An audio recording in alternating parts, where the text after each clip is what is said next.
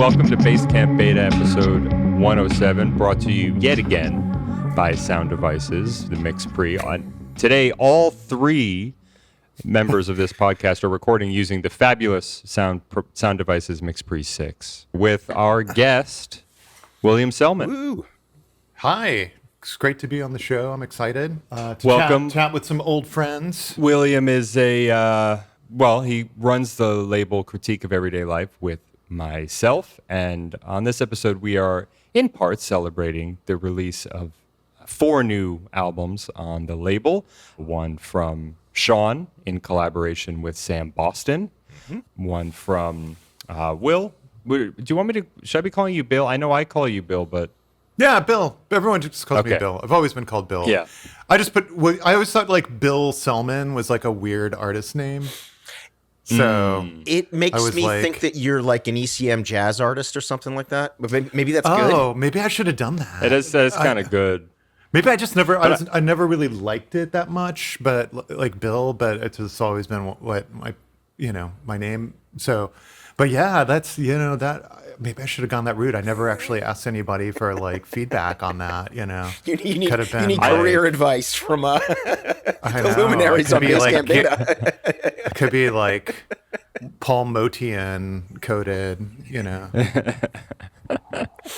I never considered putting music out under my real name, but using Chris Miller was always like, no one calls me Christopher, but like, I don't know, Chris Miller is just a little too. It's hard, yeah. I've known bland. I've known 3 Chris Millers in my life. Exactly. That's what I mean. Not judgment or anything. It's just We've got we got the release from Shawn and Sam Boston. We've got a release from Bill. We've got a release from myself, and we've got a release from David Chandler and Paul Dickow, and we'll be talking about all of those a little later in the episode. Do go to critiqueofeverydaylife.bandcamp.com to find those and check them out. Getting our plugs out of the way right at the top here, we also have the Basecamp Beta Patreon.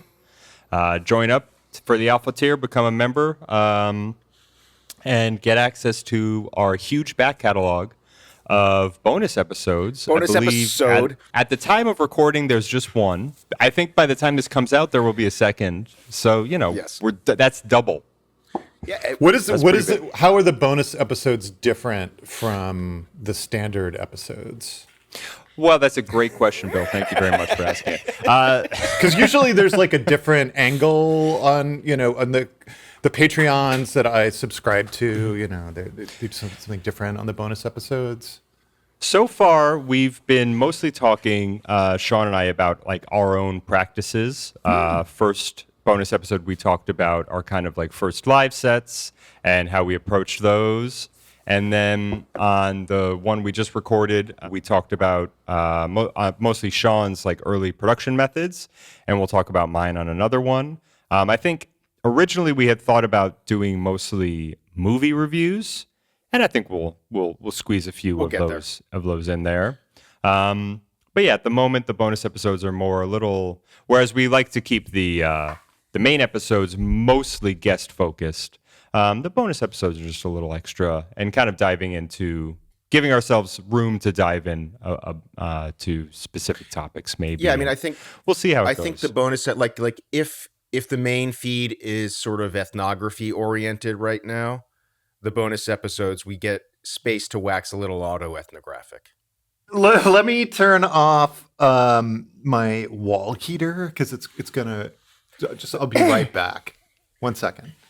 I'm out here in my converted garage and studio, and it's chilly here today in Portland. So it's cold as fuck here in New York. It's like 40 something.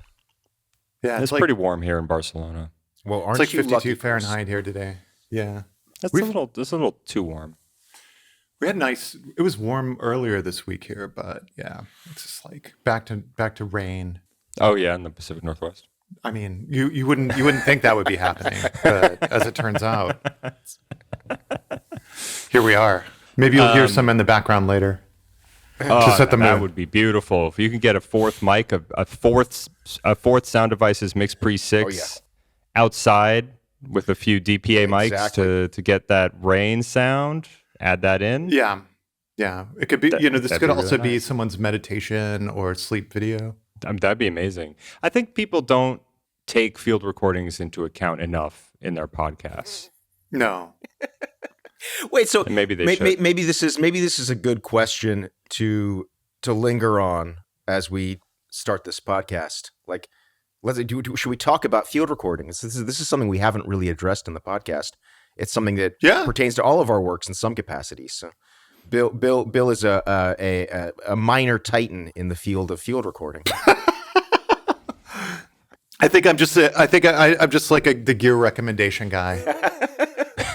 you and MPC, our friend Matthew Patterson Curry, aka Safety Scissors, have been like tremendously influential for myself, and I believe Chris as well, as far as developing a field recording practice. So, how do you approach? Let's first like ask the question: how do you approach field recording conceptually, Bill? Like, how do you relate to the practice? That's, it's interesting. Like I was kind of thinking about this earlier yesterday, and I've always been in my, I've been making different kinds of art since I was a teenager. I went to like an arts magnet high school, and I studied like photography and painting there, not music at all. But I think for me, like I've always just been interested in capturing like the real world,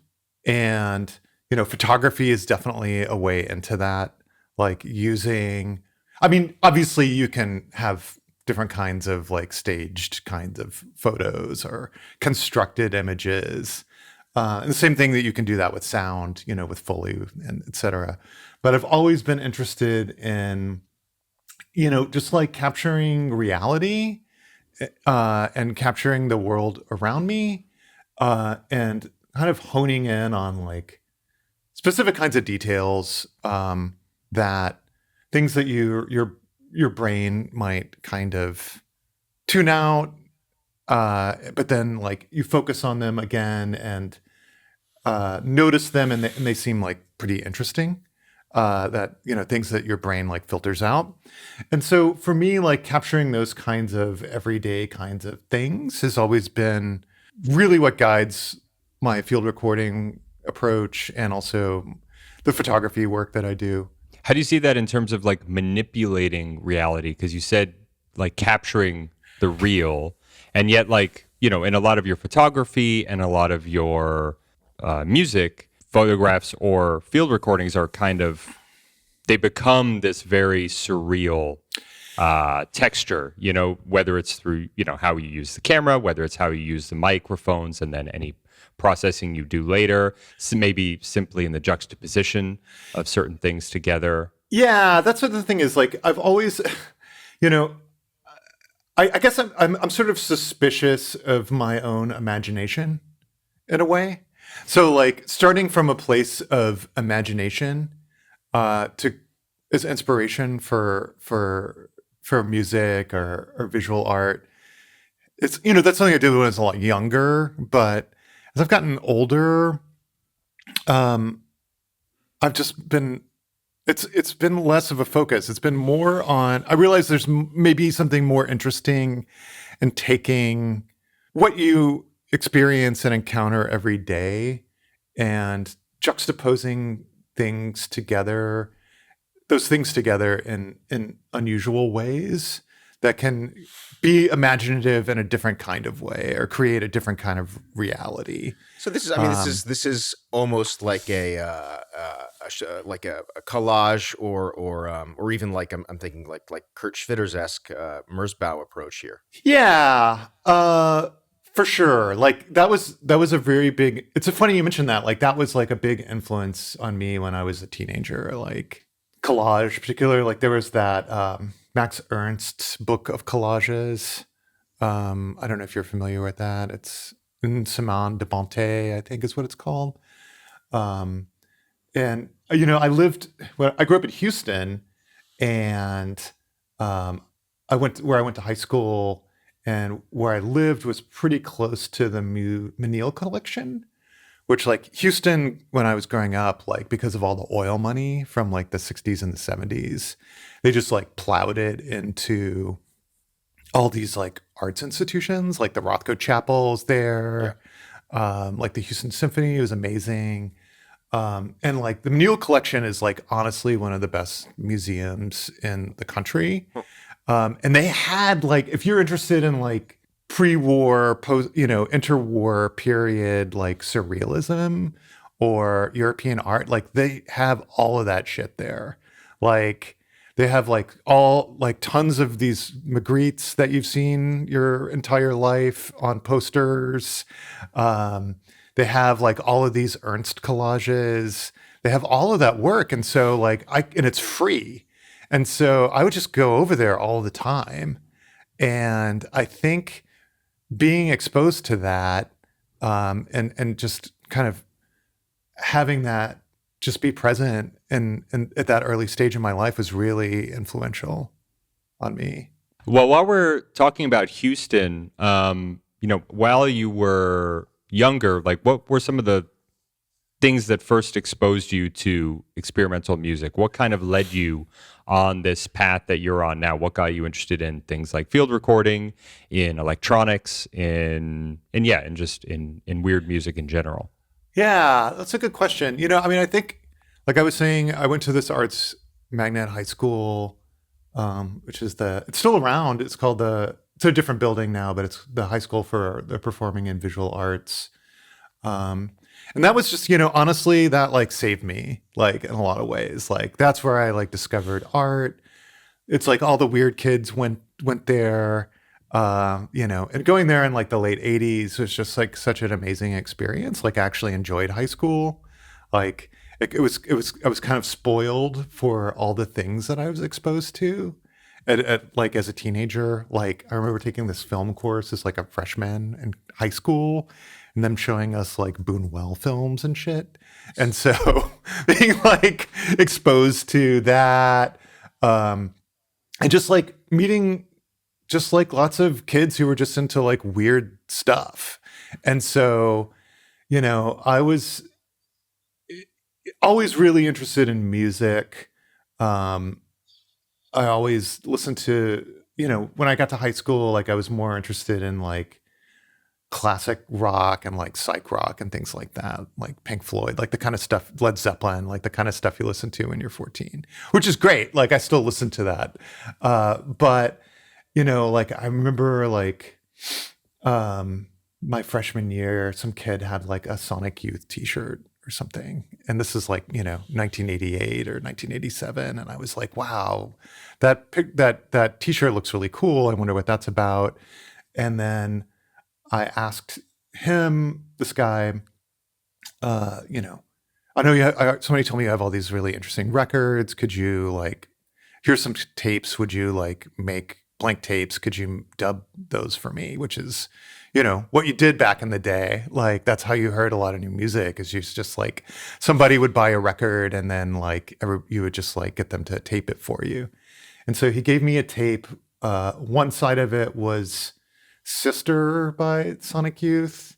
And this is when I was like 14 or 15. And the other side was Psychic Powerless, Another Man's Sack by the Butthole Surfers. Nice. And like hearing those things, I was like, the first time I was like, what is this? Like, this is crazy. Like, this is amazing.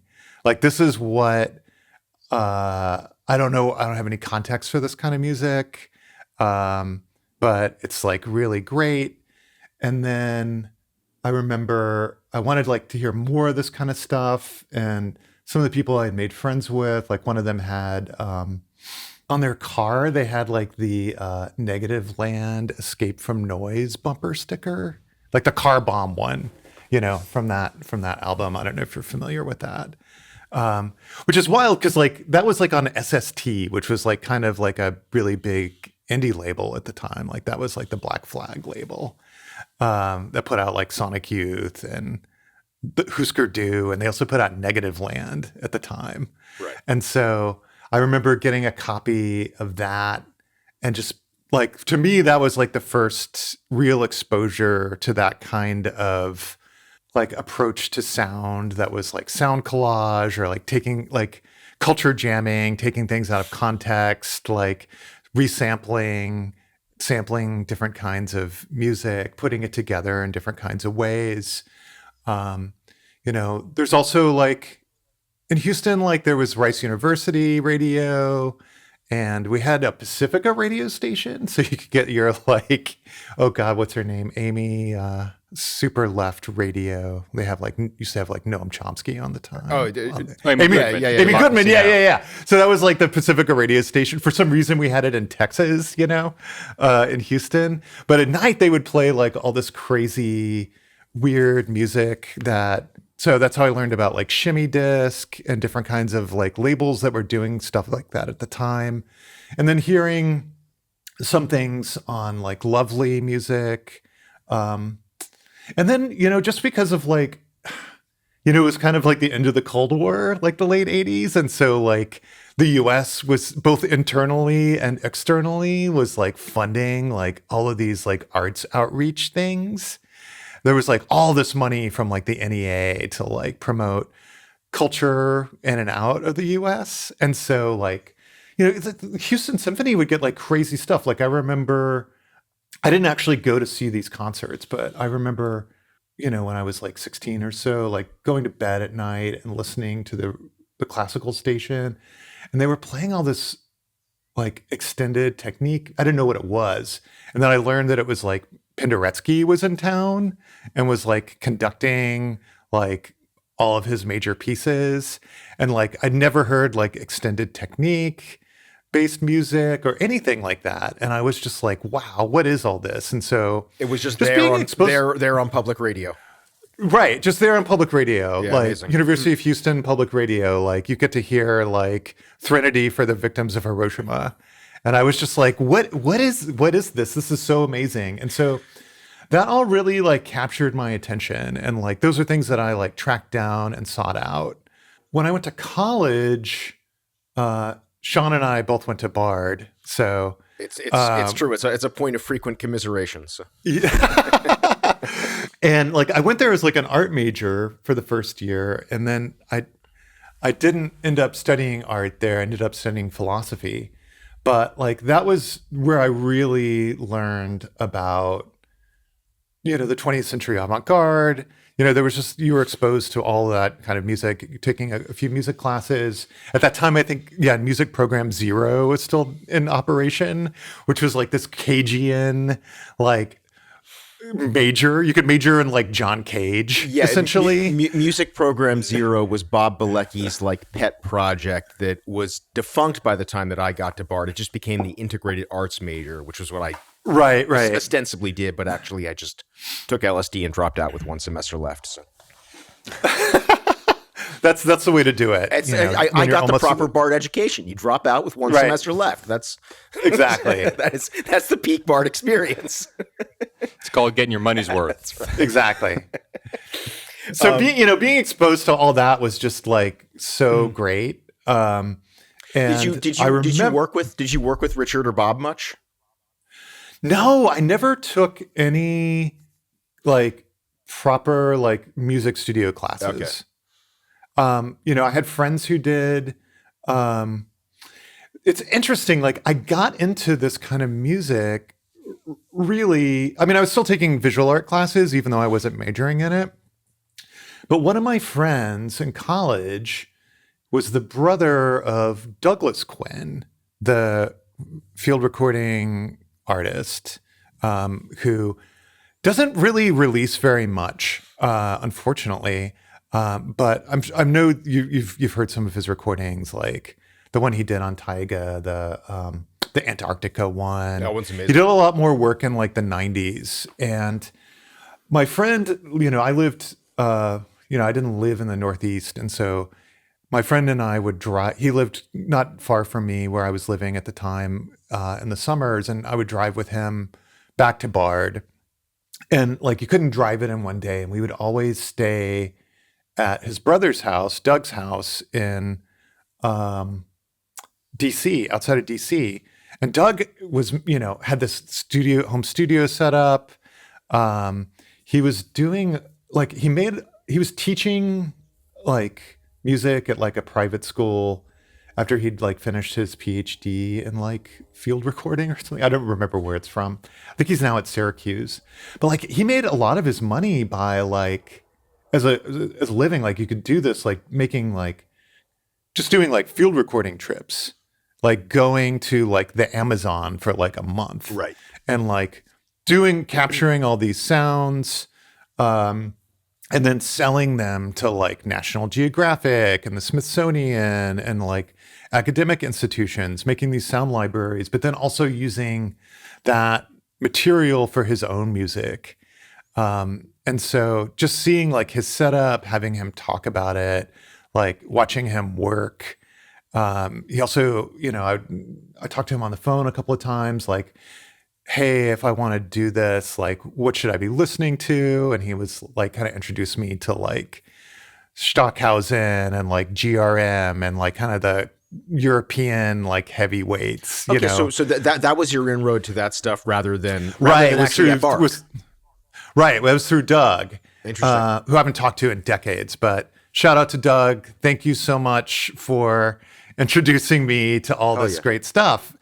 Yeah, I mean, it's interesting. Like, I never thought about pursuing it in an academic setting because I didn't have like formal music training. And I guess, I don't know, for whatever reason, I just thought like, oh, you need to know how to read music. Well, no, I mean, to take these classes or something. Definitely like the climate at Bard, even when I was there, which was, I think, 5 or 6 years after you graduated in 95. Is that right? 96? Yeah. It's winter of 95. Yeah. So I took a semester off. I was there for 4 years later. And even at that point, still like even the experimental music department was still so like wedded to at least aspects of the conservatory model. Yeah. You had to, your senior project, if you were in the music department properly, still had to consist of a written score and a performed piece, generally something sort of approximating chamber music in some capacity. Like, right. Yeah. And for that reason, that was like such a barrier. For me that's something I've gotten into later in life. Like I've been taking piano lessons for the last 3 years or so, and I've been learning to read music, which has been great. I started when my son started, and I was like, oh, you know what? It's just easy. Like I can just do this. I have the same teacher, and I'll just, I'm gonna do it. Like it's gonna be great. This feels like a useful tangent here, not to like derail too much. Yeah. But like, how do you feel relating to this like embodied performance oriented practice after X number of decades of musical and also other non-musical artistic practices that are sort of less directly embodied? I guess I think of it as like different in a lot of ways. Like I don't really think about it necessarily as like something I would incorporate so much into my own music. I mean, obviously it does seep in. And like I feel a lot I'm not like a MIDI guy that much, even though I have an Osmos over here. Like and I do use that, and like the things I've learned from studying piano have like definitely seeped into some of the music that I've been working on over the last couple of years. But I guess I think of performance a lot differently in terms of more about like the music that I'm presenting like in a live setting, or the music that I'm making is more about creating like an environment. It's more about creating a space. It's more about sound as opposed to like tonality and that sort of approach to composition. To get to your point, sorry, it's just been a great skill to learn. Like I've just really enjoyed it. I treat it more as like just something I enjoy doing, like learning to play music. I mean, I am sort of kind of getting into trying to play the things, because when you're the repertoire in piano classes, especially ones that are for I guess I'm somewhere between like beginner and intermediate at this point. It's like um, like I've been Frere Jacques, I'm beyond that now. So chopsticks. I've been doing the Bartok Microcosmos book. Frere Jacques is harder than that. Exactly, it is. It's got it's got some chord changes. These have been like really great, like the instructional books that he wrote. But like trying to learn like more, like being finally able to like read scores and like, like I'm like, oh, like how did like, there's that one resource that I really like is that Michael Nyman like experimental music book, like that has tons of scores in it. Yeah. Like it has like Terry Riley's like keyboard studies and things like that, or like finding like Feldman pieces or whatever, like and learning how to like how does he put this together, like that to me has like been the fun part of it that has maybe more seeped into my like actual music, is like looking at like being able to read a score and being able to like look at how like a composition is put together, but less like something I actually would use so much in my own work. It makes me think of like on a recent Jean-Claude Eloy CD, looking in there and just having photos of his Pro Tools sessions. Which I feel like are just basically like the types of scores that we're used to these days. I mean, it's funny. Yeah, it's just something I've been thinking about, is like what writing a score means these days, and you can be as abstract as you want with it, but in a concrete sense, it could just be it really, more than anything for most music these days, is just a photo of a DAW session. Yeah, there's that. I mean, it's almost like a kind of musicology approach to presenting your work. Like, what is that? There's that like tool that people use, like in academia, for analyzing music, like electroacoustic music. For for spectral analysis, or for you can do like spectral analysis, but then you can like divide up, like it shows you like there's that like that computer music big book that has like the 9 examples of like different pieces, and like one of them is a piece by French guy Dumont. It is like a Dumont piece in there, but like you can like get a spectrogram of like the timeline of like a piece, and then you can cut it up into, or like assign different parts to it, different colors. You can like add notes. So it's really like a visual tool for like analyzing a piece of like sound, essentially. And so, I mean, that is becoming like the score in a lot of ways. I mean, I think that like the piano roll is really the score of the score of today. The piano roll. Yeah, exactly. But no, I mean, like this. I think this opens up another kind of interesting point of inquiry, Bill, for you, given your longstanding visual practice. Like, do you see? I guess how do you relate to scores as visual media, and is that maybe a direction that like you might find yourself kind of moving into? Not so much. I mean, I only really use like any kind of notation like that for like live performances. So getting back to your earlier point, right? And like, live performance for you is like, more or less sort of an end in and of itself, right? Like for my own work, like I do other, I also play in a trio with other people, and like that with Paul, who did a release with us, and Mark Fisher, who did the visual scores, but we don't, that's all improvised music. Right. For my own performances, I mean that's something I'd like typically draw out just as like some kind of guide for myself. For my own music, like it's really trial and error, like putting things together, putting different sounds together in a DAW. Like it's really just that. I mean, when I started making music, I started really at this cusp of when you could make music in a computer.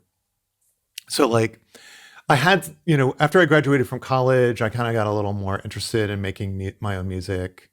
I was really inspired, I think, and then like by a lot of the stuff that like Mia Plateau was putting out in like the mid 90s, like that Gilles Deleuze like compilation. And like, I remember like hearing like Oval in like 1994. And that was really like such a game changer for me. Like that was really like something that made me realize like, oh, I can do this myself. Like you don't actually need to have training. Like there's all these tools now. I mean, obviously that's part of the music that they were doing at the time, is this kind of critique of that critique of the tools. But it was also like, oh, this is something, that is available to me, a tool set that I, someone who hasn't studied music formally can actually use to like put sounds together. And so, it took a while for me to like assemble enough money, but, because this stuff was so expensive back then, like we sort of think about like everything is like pleasantly affordable. And I was listening to your Luke episode, he's talking about like the ease of getting all this stuff into people's hands now. And it's just so much easier. But yeah, I mean, that stuff was like expensive. I mean, and even just a laptop that could run Max MSP and a sound card was going to run you multiple thousands of dollars. Yeah. Like I remember buying like a Pismo, like a G3 in like 98 or 99. And it was, I mean, that was like $2,000 in like 1998 money, which was a lot. And then running like Cubase, like the first version of it was called like Cubase VST. And you could actually like on a computer set up, have run audio in the computer and have it run it by itself.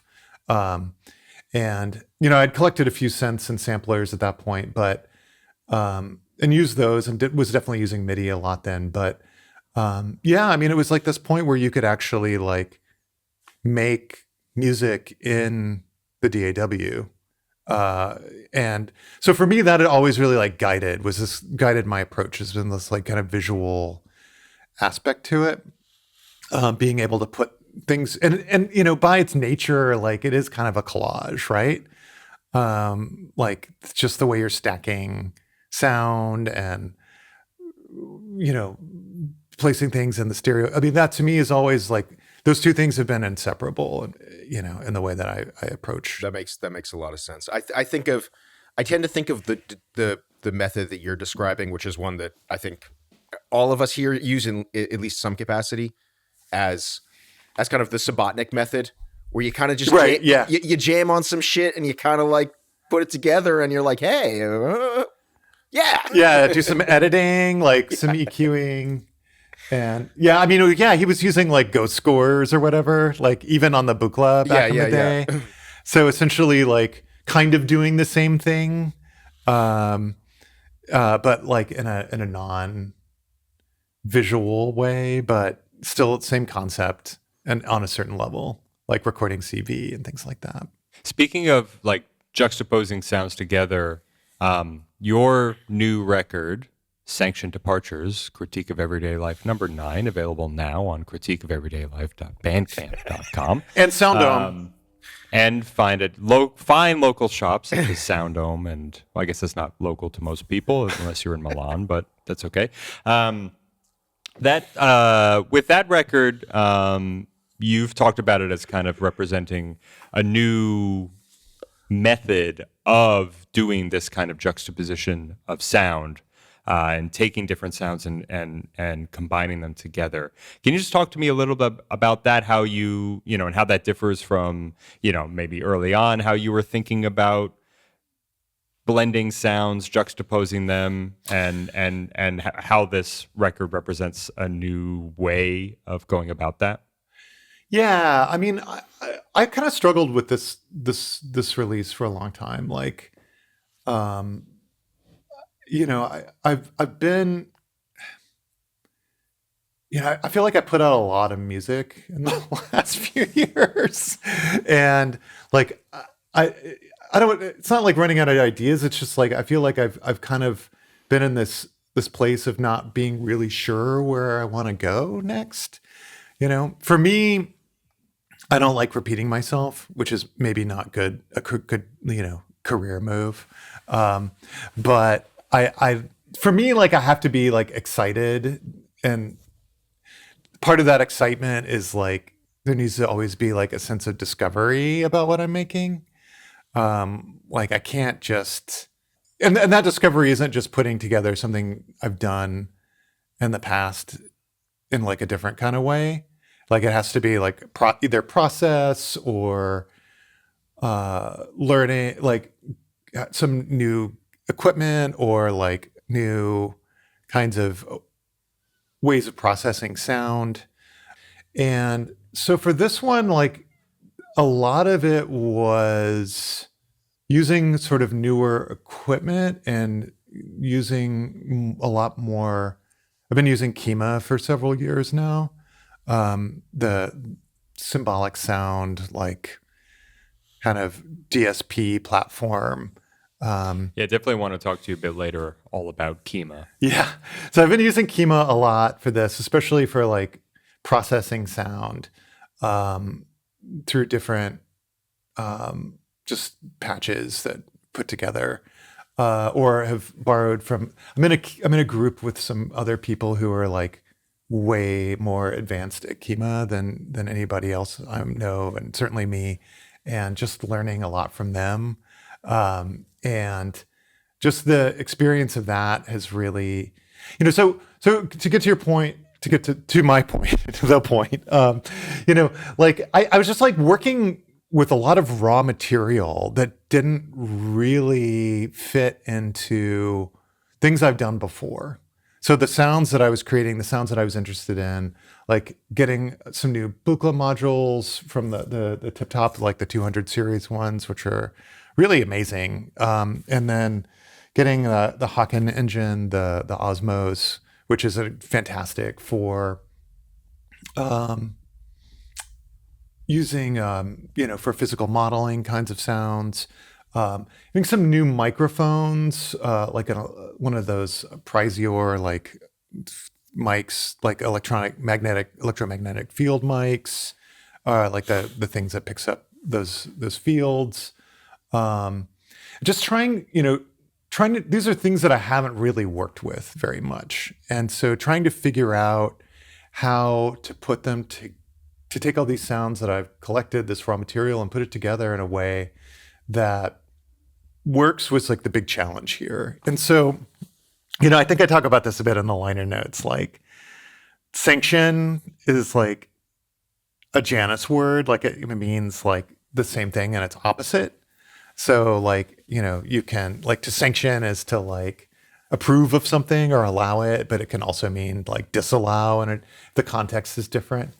And like, it was more thinking about process in this, like, what does this mean for the continuity of like what I'm doing? These kind of like meta questions, like, does this make sense? I'm imagining some audience that cares or doesn't, that exists, is like actually thinking about this that much. But, like, I'm just sort of like, God, like, I want there to be some kind of continuity here, but like, it feels like all the things I'm doing are really different. Am I allowed to do this? Like, am I not allowed to do this? This kind of like questioning and doubt of like, what am I allowed to do here? Like, what am I? Terrifying compositional super ego steps in. Yeah, exactly. And so like a lot of this was that.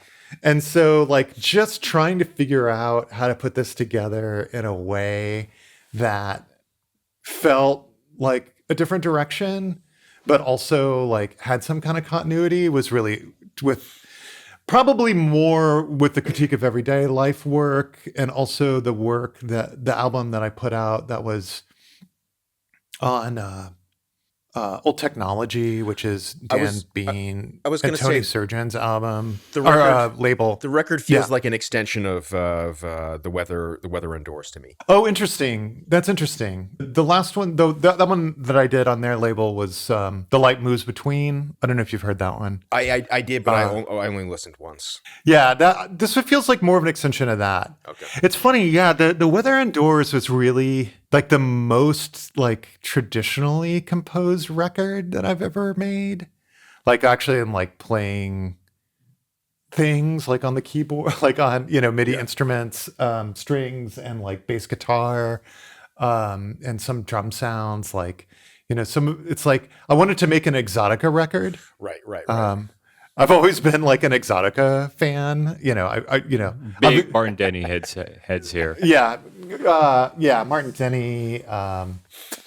What's his name? The vibraphone guy. Arthur Lyman. I'm a big Arthur Lyman fan. This woman, Elizabeth Waldo, like I discovered her music. She was like a musicologist who studied like, pre-Columbian music. Okay. And then made all these like Exotica records. I mean, all of this stuff is like super problematic, obviously, and like, yeah, I mean, that's part of the interest in it. But yeah, I mean, for America that one, just went crazy for a few years after we got a new state.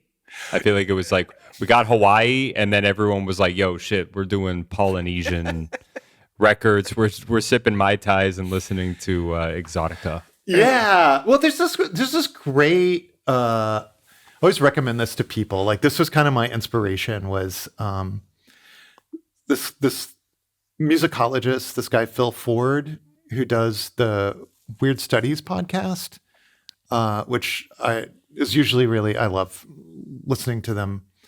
I think they do. Don't bring up other podcasts. Sorry, I don't. I'm not gonna promote other podcasts. But he wrote this fantastic essay about Exotica, that is all about like he's like talking about this Jack Smith, like the guy who wrote or made Flaming Creatures, like the filmmaker. This like kind of essay that Jack Smith wrote about Maria Montagna, this like kind of B movie like Exotica actress, and like this kind of relationship between kitsch and also like kind of like the imaginary, and like how like Exotica is really like this genre of like this grand like collective imaginary. Obviously problematic in some ways, but also like indicative of like a, since we're going to talk about capitalism or something at this time, where like, on this show, like, like this moment in like post-war era when people had leisure time and people had like the mental space to have an imaginary, like this is what they imagined. Yeah. Coconut shell bras and Yeah, exactly. The two things coming to mind right now. One is that this seems to tie it a little bit into the kind of dawn of post-coloniality, the post-colonial era. That now that these states had to be kind of like recognized as kind of sovereign bodies, they then became like even sort of more viable targets for a different form of exploitation. Yeah, for sure. And then the other thing is that this also links to the broad kind of like the other side of the modernist imperative, right? Like this strain of exploitation runs all throughout the entire modernist project, right? Yeah, I mean, if you think about it, like I don't know. I mean, I don't think like Maurizio Kegel, when he made his Exotica record, was thinking about it in that context. No, I don't. I feel like that one is a little bit of that one I feel like is taking a bit of a piss of like Exotica and kind of like critiquing. Yeah, a little bit. Like trying to critique it a bit. A little bit. But just thinking about like, the way that like all of those artists, to your point, like were like incorporating like those sounds. Like I don't think thinking about like the stuff that was always, like the World's Fair kind of music, like the big like pavilion music. Somebody gave me a copy of the pavilion book about the Osaka World's Fair and like all of the music that was in for that. Like, I don't think that was the intention. Obviously, like that kind of cultural appropriation is like, endemic to that, but it was not part of that. It was like this kind of idea of a future, like kind of where, Jon Hassell was going with like fourth world. Like it was really kind of the dawn of that, like a way to like incorporate all of these things. Obviously, like it's not an equal relationship.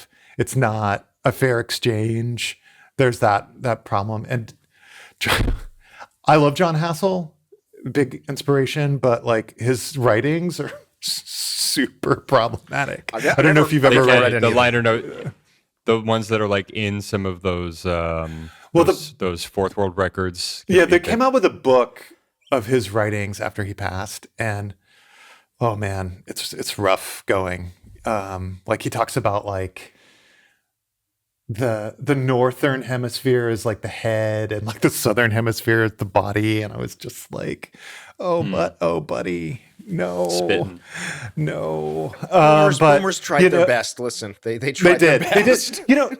I think it was coming from a place of true inspiration and excitement and believing in globalization as being like this exchange and this beautiful. I mean, and there's lots of ways in which that does happen. Like food is like a great example of, like it's always been something that has been cross-pollination. Cultural I exchange think music, is good. Cultural exchange is good. I agree. Like, so I'm not like the kind of person who's like cultural appropriation is always bad. Like I think I think cultural exchange is really important. I think there's a way to do it in a way that is, equitable and interesting. It's not like Paul Simon or something, but I think in a way those things are kind of problematic. But I think the intention there was not meant to be that, and that's kind of why I find that music interesting. This is a bit of a zag, but I want you to. Could you? Going back to Sanctioned Departures for a moment, could you take us into the field? Could you kind of like take a sound or two of them and kind of like bring us in the field, because you practice field recording, as Shawn said, you're a minor titans of minor titan, a minor titan in the field. So my question is twofold. Like one, just kind of like take us into maybe one or two of those sounds and like kind of like your practice and how you approach the act of field recording, and then B, purely practically, Bill Selman's like basic beginner to field recording setup. Like what do you got in the bag? All right. What's the shit What's that in you've the bag? got for like love it. for people who like really want to get started with a good setup that's not going to break the bank? Yeah. So I'll talk about like a couple of pieces. One of them, the first album track, I think is probably the easiest one to talk about. And that one, because it's very much things that I recorded over a period of time here in the Pacific Northwest. So one of the things I was talking about on the album liner notes is like it's two rainforests. Like in the Pacific Northwest, we live in like a giant temperate rainforest. That's why it's raining here all the time. And then we took a trip to Costa Rica last year and spent most of the time like in the rainforest in the central region of Costa Rica. And so I did a lot of different recordings. So it's like a tropical rainforest. So different sounds, different, but still this like wet environments. The first track is primarily recorded material from the islands in the Puget Sound. So we take a lot of trips up there, me and my family, to get away. It's really close. It's like an hour and a half drive from Portland. You can be right on the water. And there's all these just really interesting like islands up there. Some of them you can get to by ferry. Only some of them you can drive to. One place that we go to regularly is this place called Heron Island.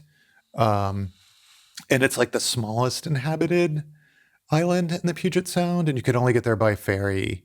And there's like no stores or anything on the island.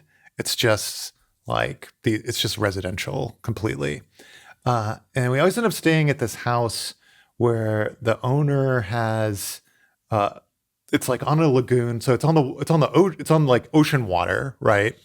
But it's like kind of, and so even though it's like all these canals and inlets and from the ocean, but he has like a lagoon behind his house.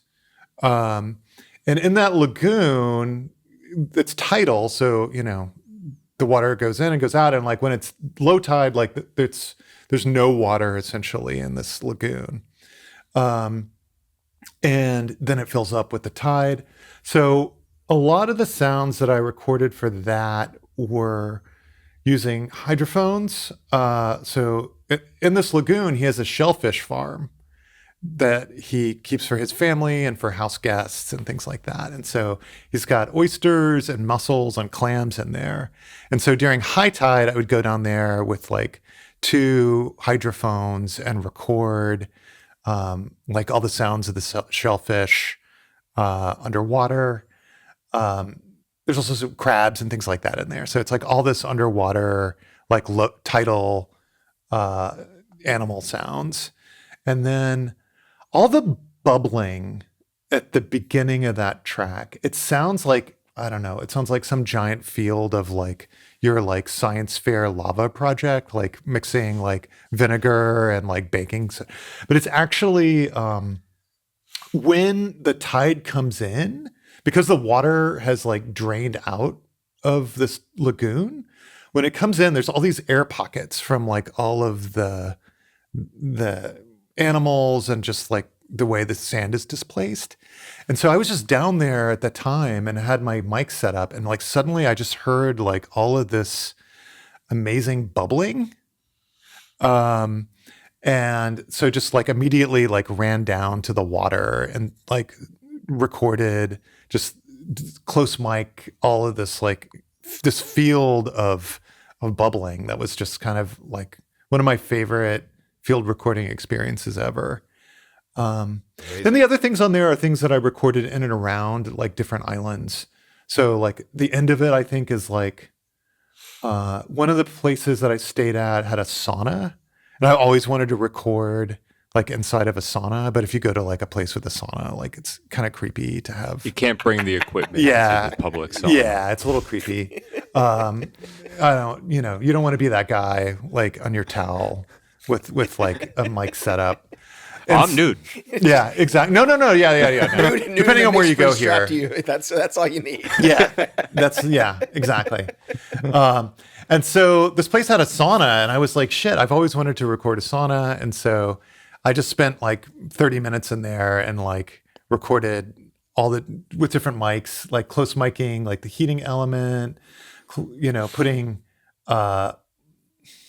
contact mics on the wood, so it would like pick up the sounds. How did the mics fare in the humidity? Like in the humidity, they were fine. Like I put them like toward the bottom of the sauna because the humidity and the heat rises, so it's like drier down there. And I could just like strap things and they wouldn't get like too hot. But if you put it at the top, like where it's like 190 degrees or whatever, I didn't want to like destroy everything. So yeah, I mean, with that piece, like I really constructed all those sounds. Like I wanted to put them together as kind of like an environment of all these different places in this place, but like make it a single place in the piece.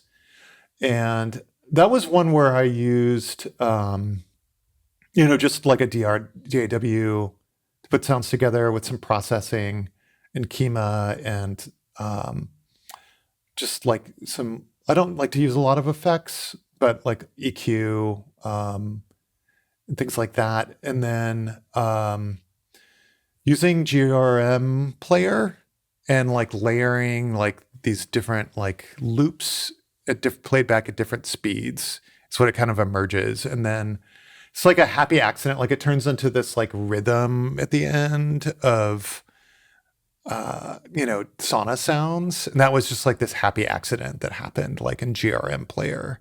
Awesome. When I was like putting some sounds together, and it just like that emerged, and I was like, okay, all right, record. Let's do this. Yeah. So this piece was like performed, really. Yeah, in a lot of ways. But it was also one that I had like kind of trialed and performed. I played some concerts for the first time in a couple of years last year. I played at a going in event, and I played at a festival in Northern California called Chillits, which was great. And I like that was like where I started with every concert. And so I kind of used that and played around with that a bit in terms of like what I thought was working in terms of sound. And then that became like the recording for the album. And what about your The starter pack? The starter pack. If you're just starting out with field recording, things are so affordable now. I've been doing field recording since the late 90s. And, you know, I had like a portable Tascam DAT player recorder. That was like my first like real portable field recording thing. And, you know, we don't need to get into like the doomed media of DAT and why it was kind of terrible. There's other people who are like talk about that. But, you know, at the time, like it was very cool. Like you could lug around this like 7-pound recorder and essentially like get something in like 44 kilohertz digital audio, and then like using SPDIF, like transfer it to your computer. And, you know, like you could get like really great quality recordings without having to get like a Nagra and like lugging around like this like 30-pound Nagra, which is kind of what people were using before. But, you know, in like the aughts, like they started coming out with like the I think Roland like originally had like a recorder that was like one of the first digital handheld ones, and Sony did. You know, now I would say like I have a few different ones. Like the Zoom F3 is really great as like a starter if you just want to do stereo. And you can get not a plug necessarily, but you can get like clippy mics, like those kind of standard off the shelf mics that people, different companies make. So you can get like a match stereo pair of those. I have one of those in like an ORTF like setup that I got online. That's like some guy in France made them. And they're like 3D printed. And so that's a good setup to start with. It's nice because Can you just explain what the ORTF is? yeah, it's for like the French some of our- radio. So there's different, like when you're doing stereo recordings, there's different ways of positioning the mics. And one of the standard ones is ORTF, which is like a way of capturing like a stereo field. There's different approaches, like you can point things out. The poor man's method is like the Chris Watson method of like putting two stereo mics, like two lavalier mics facing out on the two corners of like a coat hanger and holding that in front of you. Like those are all ways of capturing like a stereo field. You know, the F3 is great to start with. It's 32-bit, so you can't like overload it. You know, you really don't even have, you can just set it and like play it, or just set record and it'll go, and you don't have to worry about, you know, blowing up your recording. You know, personally, the F3 doesn't even does it only record 32-bit? I think so. I don't know. It doesn't I've even never- have gain controls on the exterior. So It does. It Oh, does actually. Oh. Yeah, I they're in the have menu. one, but on the exterior I meant. No, not on the exterior. Yeah, It's in the menu. You can like multiply the recording level. Right. The problem with that, like the preamps are a little noisy on that in my experience. And so unless you're recording something that's super loud, if you're doing like close miking or things where you want like low noise, you know, it's not ideal. Personally, I like the mix pre, because I think the preamps are beautiful and really quiet, and you can get used ones, especially the first iteration, very affordably. In terms of other mics that I have, you know, a lot of people start off with the Loam LOM mics. Those are good. But there's other manufacturers that make those. Like they kind of have this, like, this is not a judgment, but they kind of have this like artificial scarcity model going where they do like, I mean, I think that's probably more a matter of like the economics of their setup as opposed to like some, Intentionally scared. marketing approach. Marketing. But you're very right. They do lean into it in a way that benefits them for sure. It's very like oh shit, it's mic drop time. Like and those are fine mics. There's other people who make very similar ones. I'm glad that they're doing that still, but there's other people who make them so there's not the same kind of model of scarcity, so you can just buy them off the shelf. If you want an upgrade, I always really like the DPAs, the DPA 4060s. Like if you want to use lavalier mics for field recording, like I think they sound beautiful. They pick up this level of detail that's just absolutely magical. They kind of blow everything else out of the water. I did buy at one point. I still have it. Is like an Audio-Technica 8040.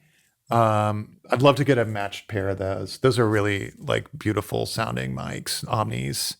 And if we're talking about like different kinds of mics, like if you're doing field recording, you want an omnidirectional mic generally, which is something that the pattern that it picks up is like a kind of a circle around the end of the mic. That's going to pick up the field that you're trying to record. The nice thing about the DPAs is that even though they're omni mics, you can put them in like tight places and capture sound that way. I guess the meaningful exception to bring up for field recording is you probably want to use like a shotgun mic if you're trying to like get a specific bird or something, right? Even then a shotgun mic is probably that's more typically used for dialogue. I mean, you can use it but it's shotgun mics are definitely gonna pick up a lot of ambient sound, even though they're highly directional. What you want, let me pull this thing down.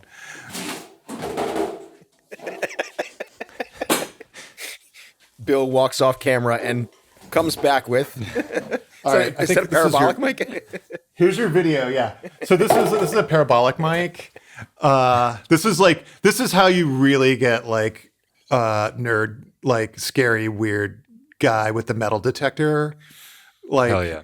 talking to himself coded. And by the way, for our listeners, if you're signing up to the field recording lifestyle, you're going to have to get comfortable with that. Strap on your Tivas and put on, make sure you're wearing socks because you're going to be looking like a freak out there. Yeah.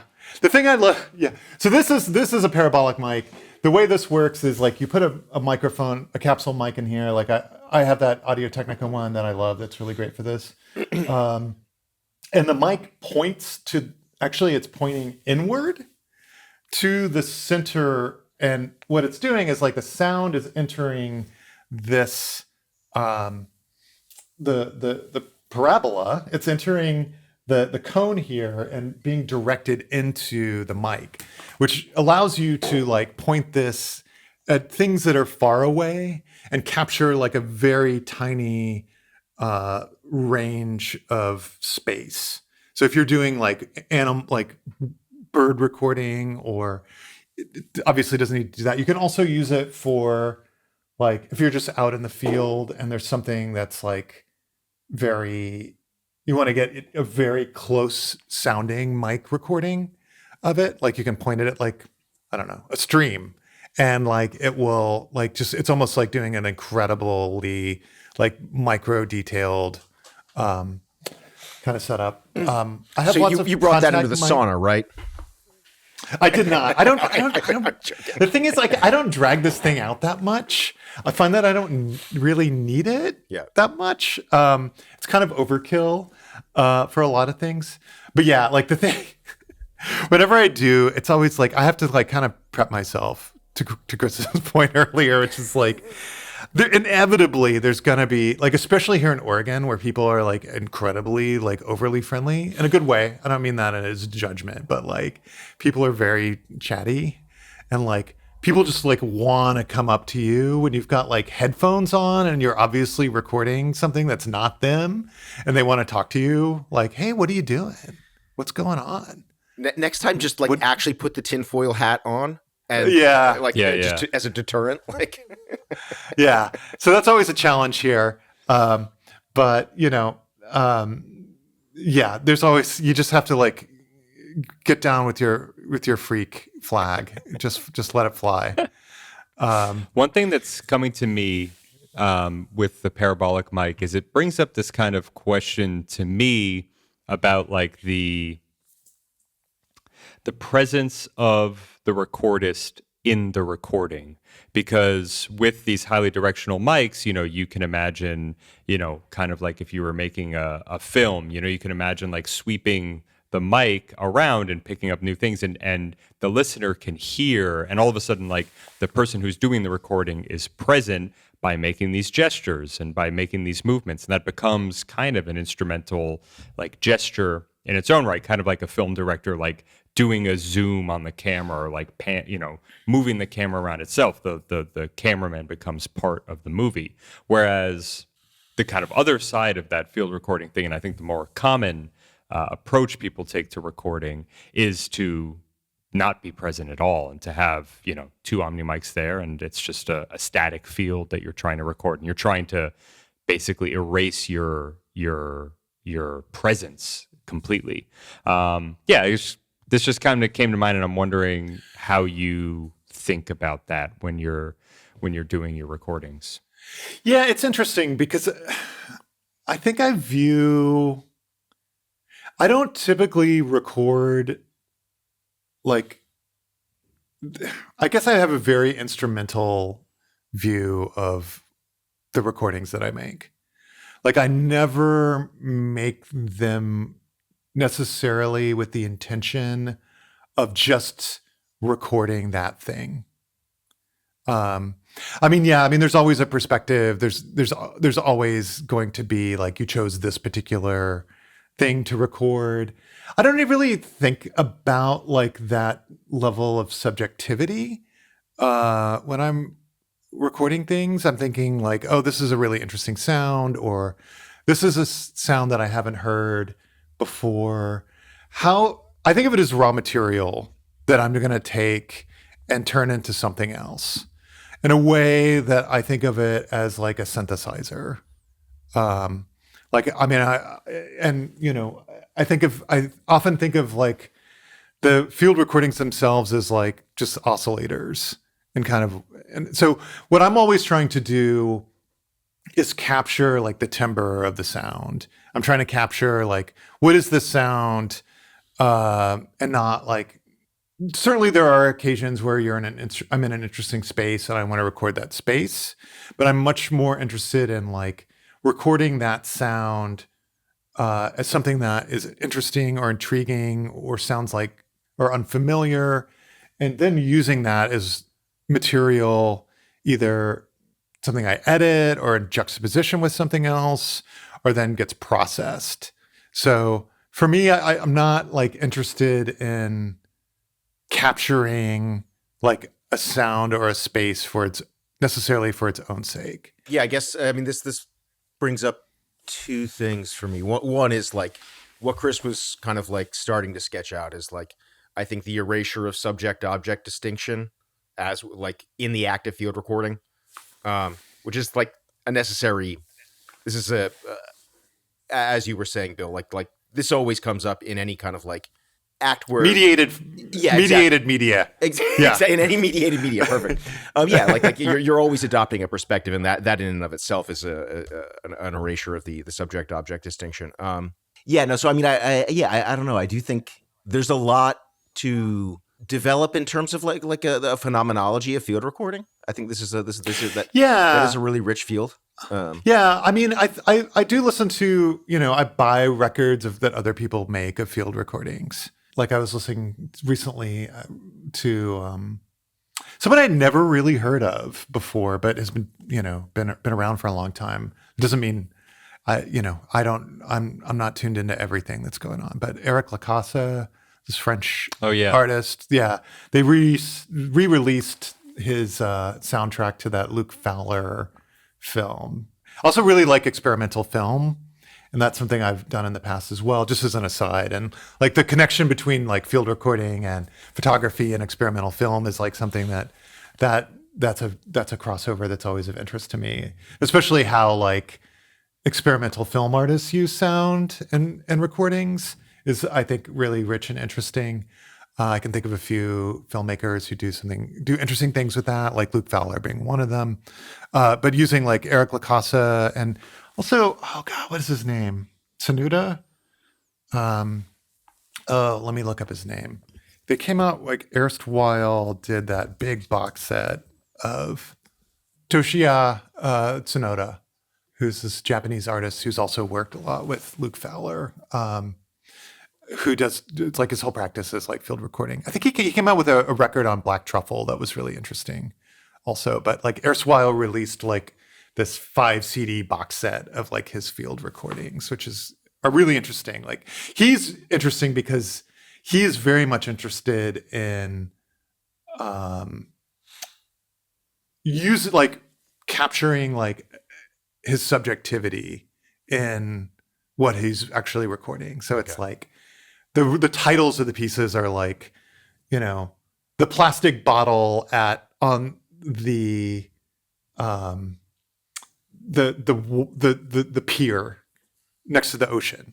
So it's like I'm recording this plastic bottle by this, and it's capturing like this sound with it's like contact mic'd, and it's like a 6-minute recording, and that's what it is. Sounds good. And so it's great. Yeah, there's a lot. I think a lot of field recording that I hear is that, or things that are edited together as like the raw recordings, and I love listening to that stuff, but that's not, and I think that's what maybe more people think of with field recording.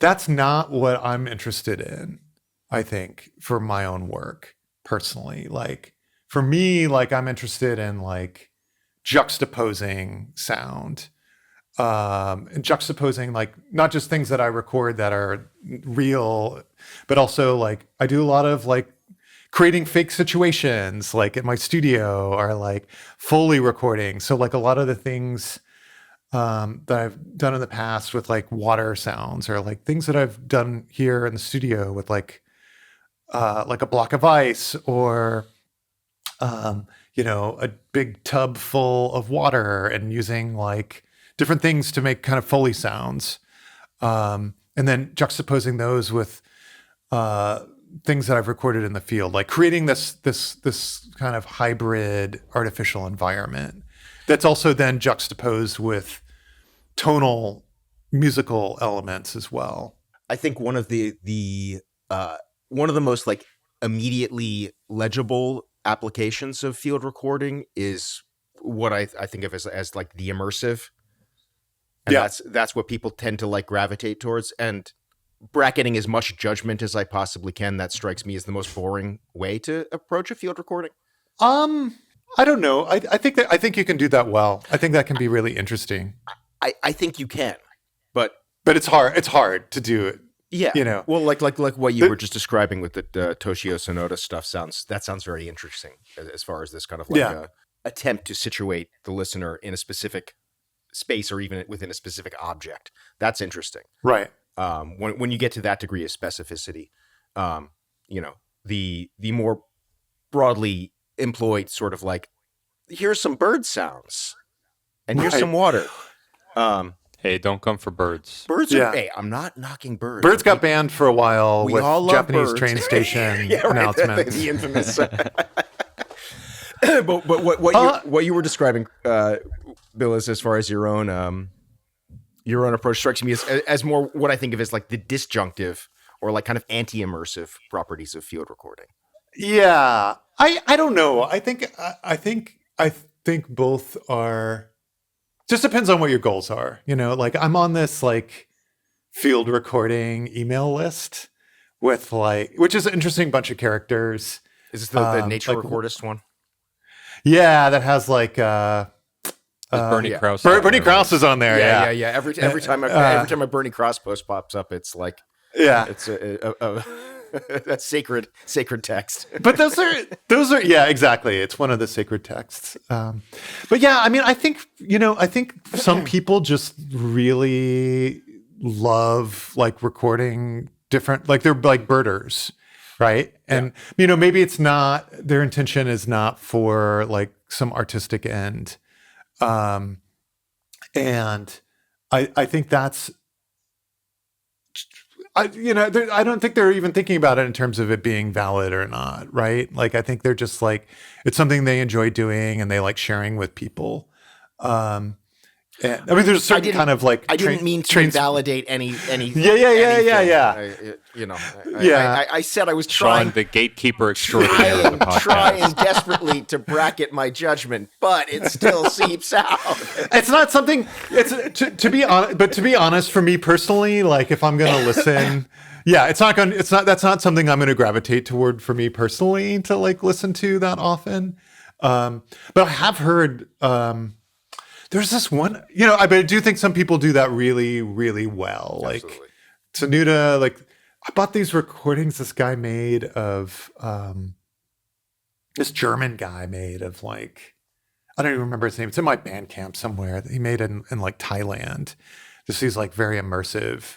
I think those are super interesting. But yeah, I mean, it's not something I grab. I want to listen to how people take those raw sounds and do something with them that is active. I think maybe that's what we're getting at here, right? It's like this kind of like a passive or active approach to the sounds. Well, it's kind of.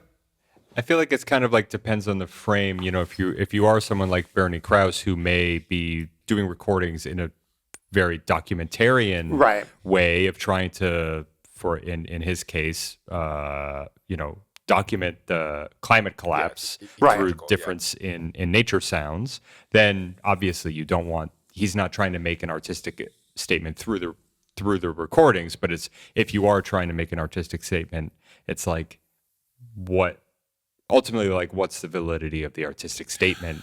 Kind of, regardless of the, using a field recording can be just as, it can be the same as just saying like, hey, I made this record using a Buchla. It's like, okay, that in itself is not interesting.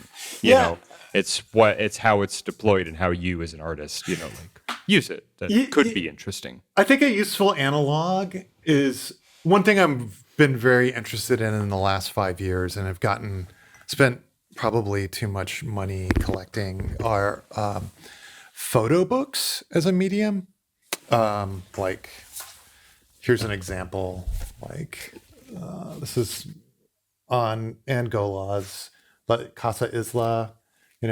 This is something that's kind of emerged as a medium, like in the 60s in Japan. And because people didn't have a space to exhibit their photographs, so they just started making these books as like calling cards, and then they kind of snowballed into like their own kind of medium. I like the medium because it's kind of like film in a lot of ways. It's kind of like experimental film. But one distinction that's often made when talking about photo books is like the style and approach. Both are artistic projects, but like one is like more documentary. Like you're documenting like a place or like a person or like a social group or something like that. Like this is more of like a documentary book of like this particular island off of Chile that was the Robinson Crusoe Island and like what it looks like now and the people who live there. Cool. And then there's more what people would call like lyrical kind of photo books, which are more like juxtaposition of unlike images or like a body of work that's like edited and sequenced in such a way to like capture like a concept or ideas. And like with photography and with sound, like I would say I'm less attracted personally to like more documentary kinds of things. Like the kinds of photo books that interest me are I have some of those, but they're like, I'm much more interested in kind of the lyrical approach. I'm much more interested in like, how are people taking like all these disparate images that they've made over like 5 years in all these different places and like putting them under this umbrella of like a concept or an idea or something they're trying to communicate throughout, like, like these are all embodied, like lived things, right? That you're capturing. Like, how do you turn that into something that is communicating like something to others from yourself? How do you take the real and make that into something personal or something that is conceptual? To me, like that is hard, and what is ultimately like what attracts me in both of those media. Same with film. The main way it seems to me that you use as like sorry, let me rephrase this. One of your main tools for sort of doing something with all of these recordings that you make is Kima. And I wanted to ask you a little bit about like how you came to Kima, what you get from Kima that brings you back. Yeah, I mean, you've just been like a big Kima guy, a big Kima. I'm not a minor titan though in Kima world. I Bill. I know that. I know that my system from you. You so did. You're a pusher. I'm a pusher, definitely a pusher. I've gotten like at least 3 people to buy Kima systems. It is true. No, I know the titans of the Kima world, and I love listening to them. Like I learn a lot. Yeah, I mean, I'd always been interested in it. Like ever since I first heard about it, like in probably like 99 or 2000. And I knew that people used it. Like at that time, like it was extremely advanced, the kinds of DSP that you could do with it, like the kind of signal processing and like synthesis that you could do was really unsurpassed at that time.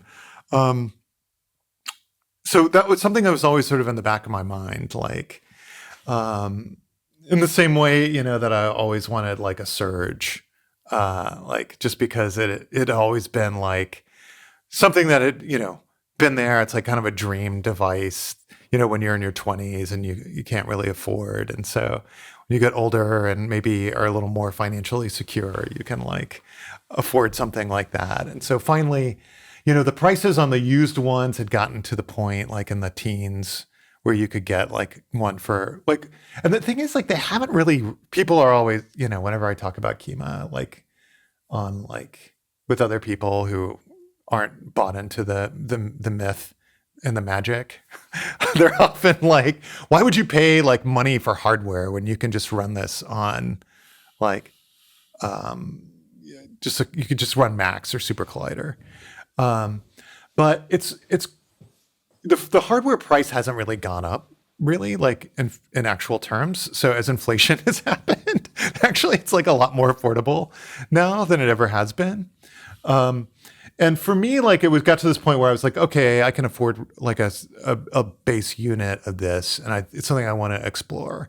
And I guess just for listeners who might be a bit unfamiliar, Kima is a, more or less, it kind of like it could be a rack unit, or it's basically just like its own standalone computer that you hook up to your computer, and you basically use your computer and use the Kima software to write patches, and it's analogous to Max MSP, but quite different.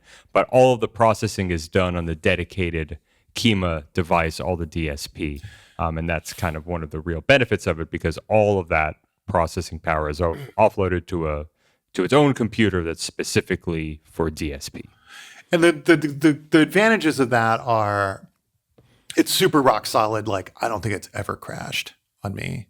Like it also like the sound quality is really amazing. Like it's better than everything else because it's optimized. And you can do this now with Max, with Gen, but Kima's always been like this where it's like the processing doesn't happen in blocks, like of audio, like it's per sample processing. So yeah, Max, you can't do feedback stuff natively without without going to Gen. Right. Like, whereas with Kima, like you can do like one sample delay feedback. And so you can build all these like quasi, Yopvink kind of patches, which I built in Kima. It's like you can build those kinds of cybernetic systems that are feedback based.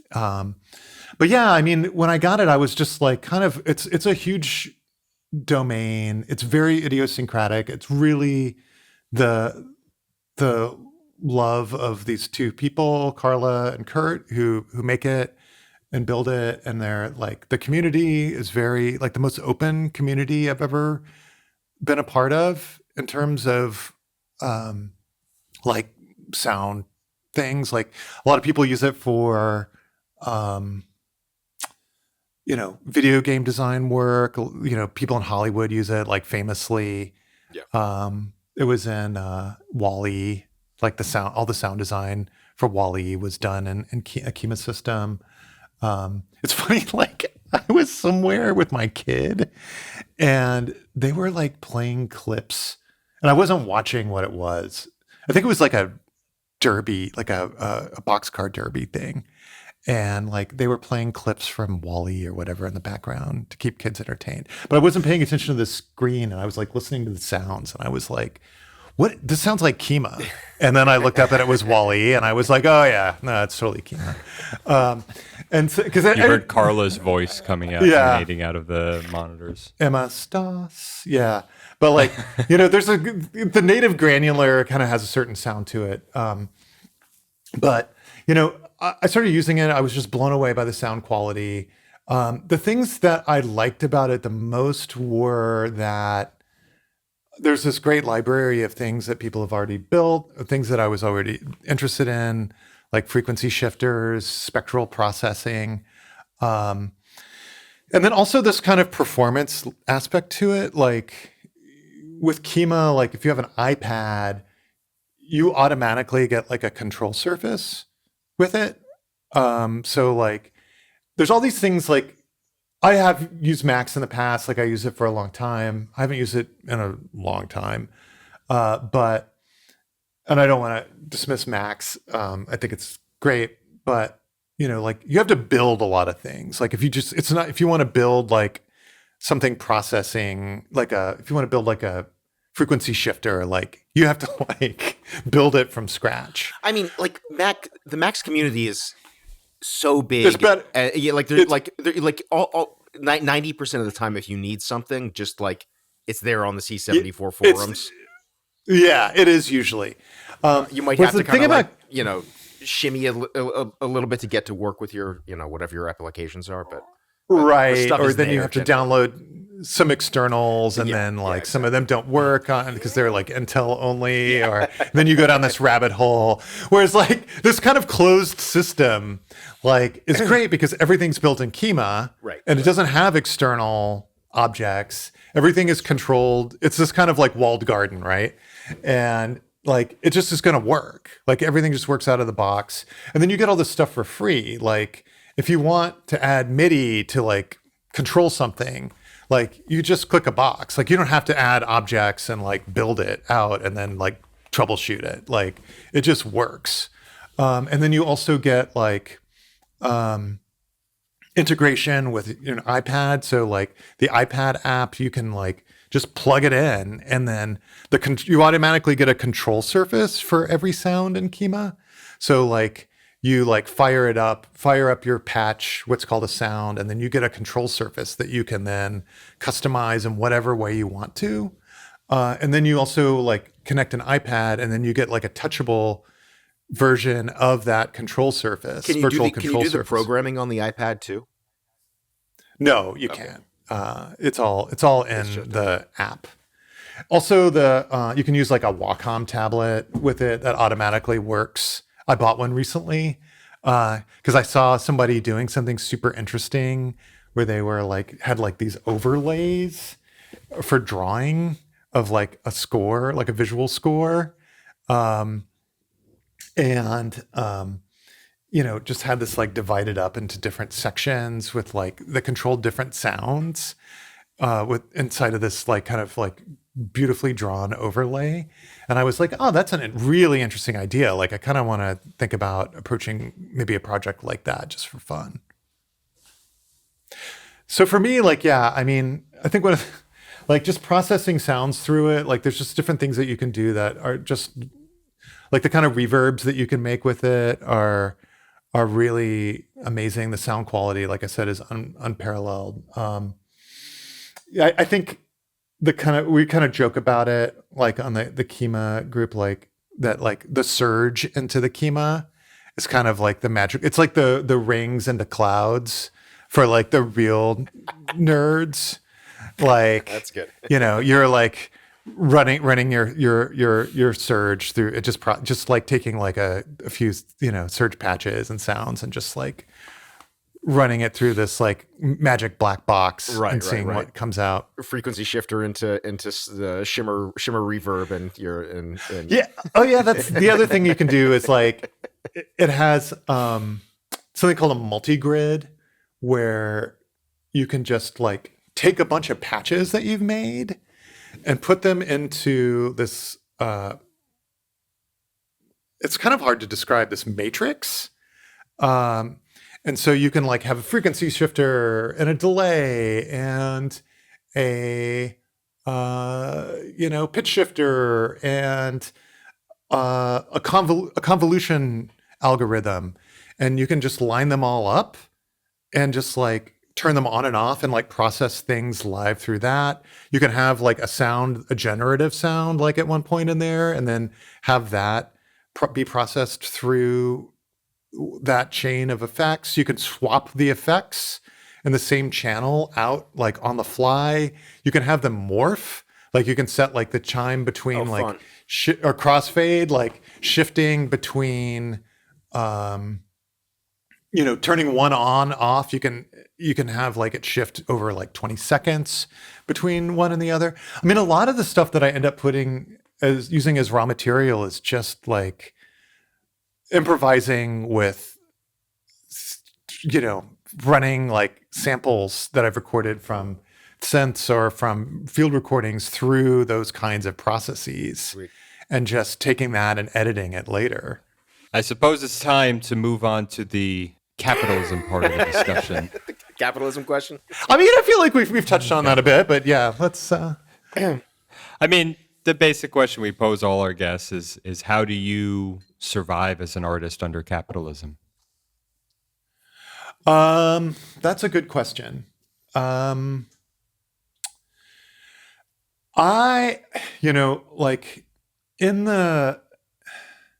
been doing music for like 25 years at this point. Before I was doing the work that I'm doing now, I always started off doing the first work that I ever released was kind of music concrete oriented, but then I got more interested at the time, like in the early aughts, and like techno and I think, micro house or whatever people called it. That was your warm desk project. Yeah. That's when I was living in Chicago, and like that was just like there was such a scene there at the time, and it was kind of amazing. Like I didn't really realize how special that was at the time. Like that like all these kind of people came together, and there were like venues, and like there was an audience for that kind of thing. Not that you were making tons of money, but you really, and I was doing a little bit of touring here and there. But the thing is, like, I never, I grew up with a lot of economic insecurity. And so I think that's always really colored my perspective on being an artist. Like never, and that's not to like say that this isn't possible. It's obviously possible for some people to be artists and successful artists coming from economic insecurity. But I've always had like a certain element of anxiety about making a living. And so for me, like I just never really thought that like that making art was like a viable way to make a living. And so, and not to fall into precarity, you know, like I think I lived most of my 20s, even though this is totally not at all true. I think I thought I was like one bad decision from eating out of a dumpster or something like in my 20s. So, but like, you know, that is always like kind of colored. So I've always had jobs, you know, I've always had like a day job.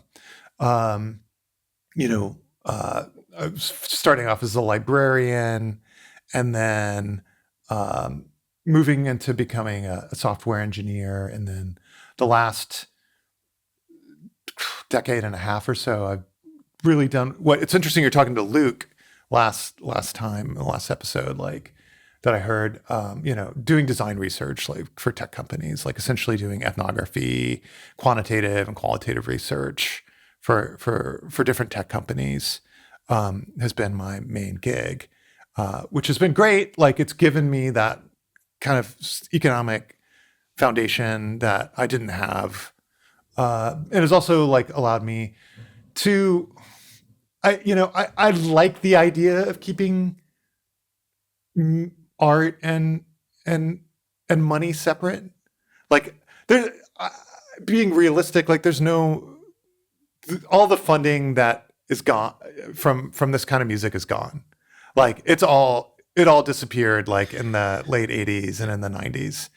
Like it was even then, like it wasn't commercially viable. Like the audiences are, you know, very specialized for this kind of work. And so there's, you know, it had to be subsidized, and it still is in some places in like the EU and in Japan and like Australia, other places. But I feel like even there, like the money is kind of dwindling.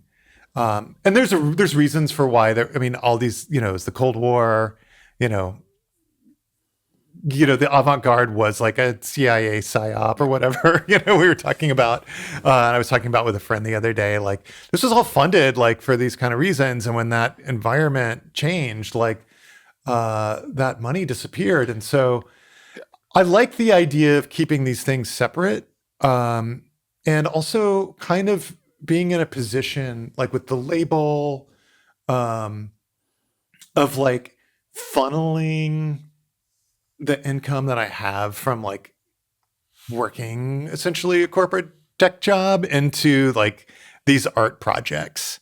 Like I like the idea of that, you know, like my company is like inadvertently funding like So it's the Critique of Everyday Life label. it's still the state subsidization model, just filtered through the private sector. So Right. And like, it's nice to be in a position where I don't have to depend on it. Like, I don't care if we lose money, like on a release. Like fortunately, I think we've been pretty lucky in breaking even for the most part. But you know, for me, it's more important that this work get out there. Like it's kind of like the Marcel Mauss gift kind of concept for me. Like art is that. Like, and so it's always been important to me. It's always been important to like get art out there, my own, but also, you know, I'm glad that we're finally starting to release other artists now. And this is a pitch for the label. People don't send us demos. Thank you. I don't know, you know, like I don't know why you would send anyone a demo in 2026, but if you did, you know, you're sort of interested in the kind of music that Critique of Everyday Life is putting out, this kind of non-institutional, like electroacoustic, cybernetic kind of music. That's something that we would be interested in. But yeah, I mean, it just like, and it'll be on a physical media release, which I hear is like very popular these days. CDs, they're big. They're big. I know. I had to get a new car recently, a used car, but they don't put CD players in cars anymore, which is very upsetting. you got to get a disc. So I had to buy it. I did. I bought a portable CD player today so that I could be off. But that. does the car have an aux input No, it's all to come from the Discman? It's Bluetooth or Bluetooth Discman. USB-C. Yeah, sadly. This is where we're at. I want you having your Discman in the passenger seat and put some cans on and be rocking the new Sam Boston, Sean O'Sullivan while driving. Exactly. Down the highway. I got some Eloss CDs yesterday, so we can be. There you go. Got Shanti on CD, so we can be, rocking those. Shanti on CD. Hell yeah. But yeah, I mean, the idea of just like putting this stuff out there and giving people exposure to something. I mean, that's kind of why we started the label in a lot of ways, is like, it felt like, I don't know about you, Chris, but for me, it was like, I don't feel like anyone else is really doing this in the same kind of way. Like everything is like either like academic music or it's like funded by these big institutions, but no one's really putting out like this kind of music and this very like non-institutional context of like DIY, like we're just going to do like an electroacoustic label or whatever you want to, music concrete, cybernetic systems music kind of label. Like nobody's doing that in the same kind of way, especially in the States. And so yeah, that to me is worth it. Yeah, it's totally like also I think a big reaction against a kind of like ambient boom, which felt like not rising to the moment. The kind of ambient music as palliative care, as kind of like self-care, felt kind of out of sync with the like increasing like need for political engagement.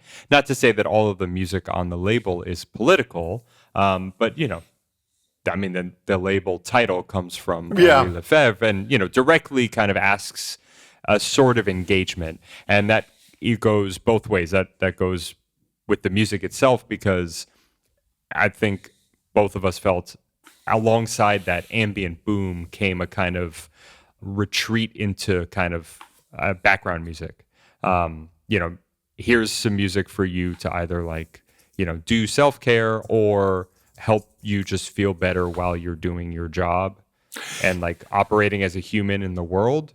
And that's all fine and good, but that seems to kind of pull the attention away from the music itself and assume that your attention is not on the music. Whereas I think we wanted to kind of like pull from musique concrète and say like, no, this is like active listening music and active like engagement music. And then however that kind of gets construed.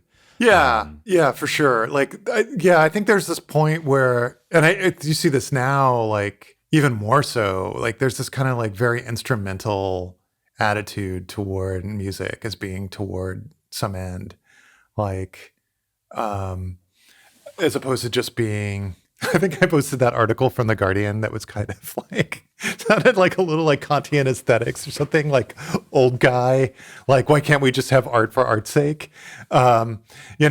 Not obviously like there's always a political component to that, but not like why does everything have to be instrumentalized? Why does everything have to be toward like some purpose as opposed to just being for itself?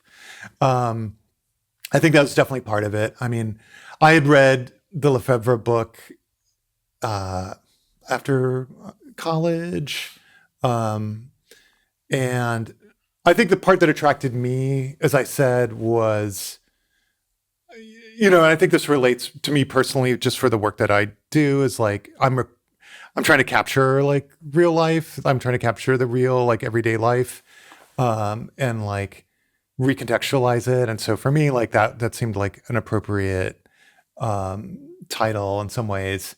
And I think a lot of the work that we have released since then, like is still in that vein.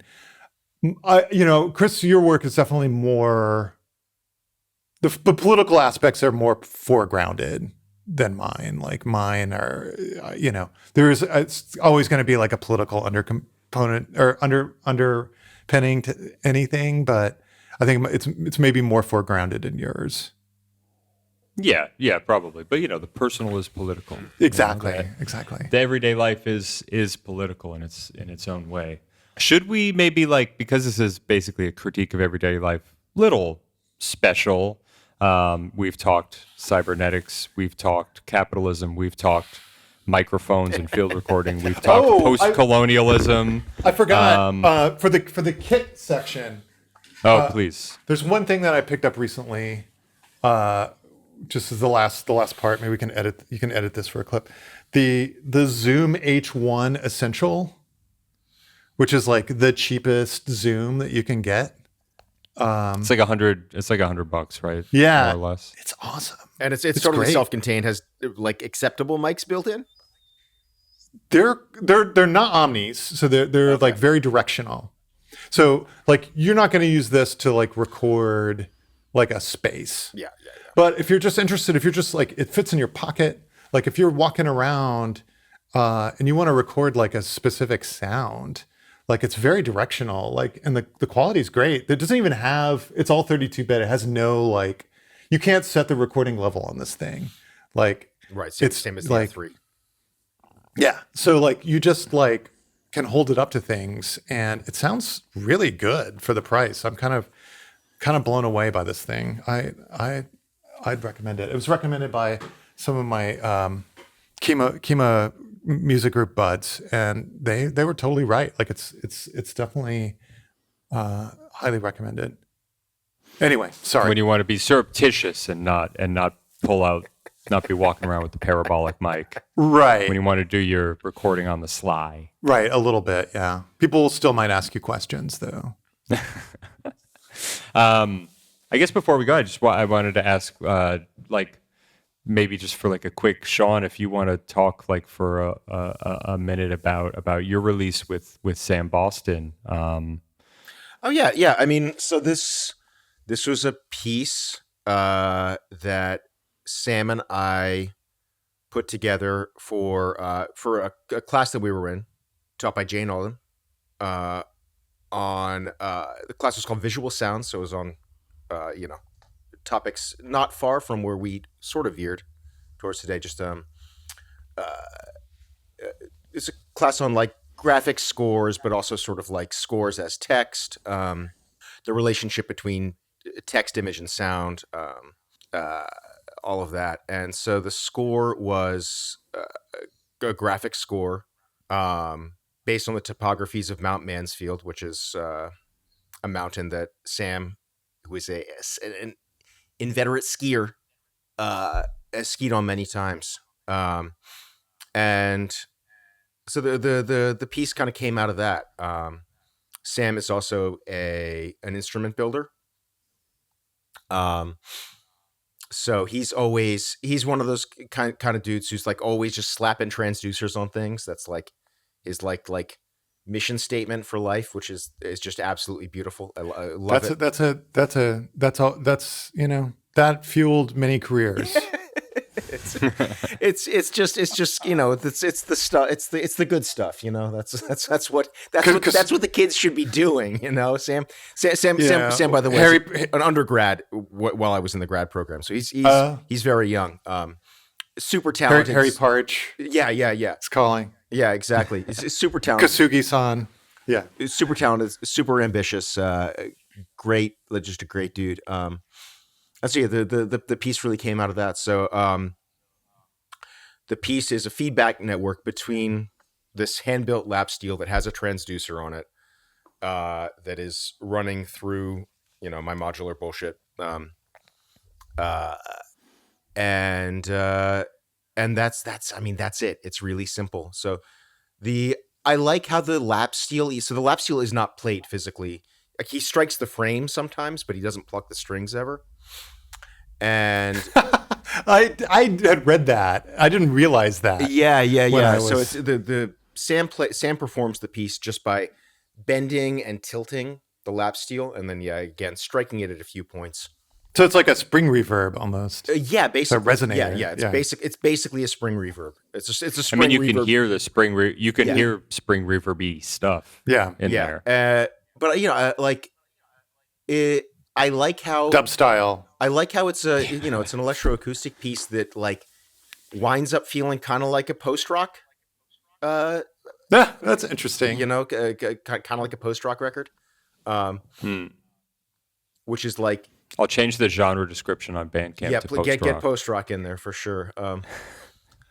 It's got big swells of emotion. Yeah. And like on my end, it's really the feedback is being processed by some filter banks. There's some audio rate modulation here and there. The Benjamin pops in once or twice to just be like, "Hey, I'm the Benjamin. I got to wrangle some stuff, you know." So that's that piece. It was super fun to put together. Sam and I performed it live. 3 or 4 times. It's a really fun piece to play. So we're gonna try to get at least a couple gigs doing it in the spring, later spring, early summer. Beautiful. That's awesome. And Bill, can you tell me a little bit about the Chandler and Dickow plays Fisher? Yeah. So these are all friends of mine here in Portland. Paul Dickow is also known as Strategy.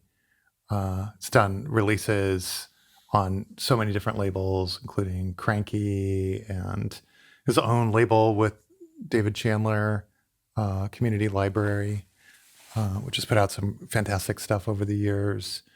David Chandler does Solenoid, who has put out lots of great like techno records over the years, lots of acid records. And then Marcus Fisher is a artist, done stuff on 12K, other labels like duos with Taylor Dupree and other people. And also does a lot of sound installation art now. And Paul and Mark and I have played for over a decade in a improv trio called Wild Card of Cascadia. We're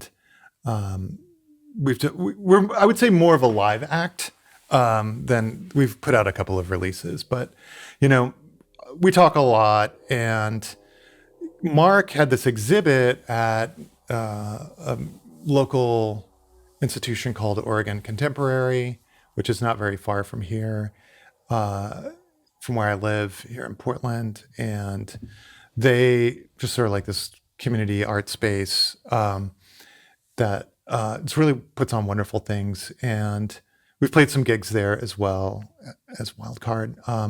But Mark, for this exhibit, part of it was a sound installation, part of it were these graphic scores. I have one of them here hung up on the wall. And he just asked Paul and David to come up with a concert for the opening that was based on one of these graphic scores. And so they, being two very,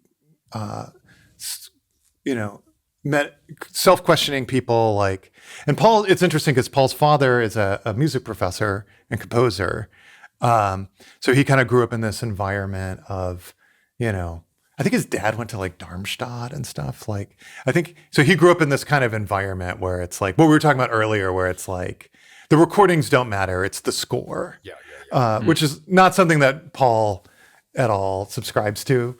But I was like, what they did for this performance was they decided, okay, like what's the most literal interpretation that we can have of like how to interpret a graphic score. And that is to like just trace the graphic score. So what they did is they set up a chalk with a piece of chalk with a contact microphone on it, and had it connected to an Electrocomp synth, one of those old school like lab, like EML. EMLs, educational. Yeah, they were for Since built in Connecticut. Yeah, they were from the 60s and 70s. And I think David Chandler got that for like $50 or something in the 90s. God damn. I know, those are the days, right?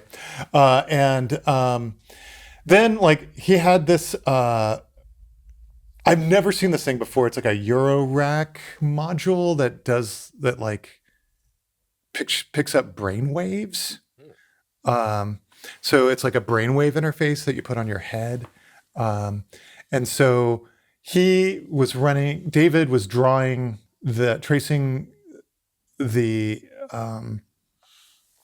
graphic score and sending brainwave data into a laptop running audio mulch, which is like this very OG.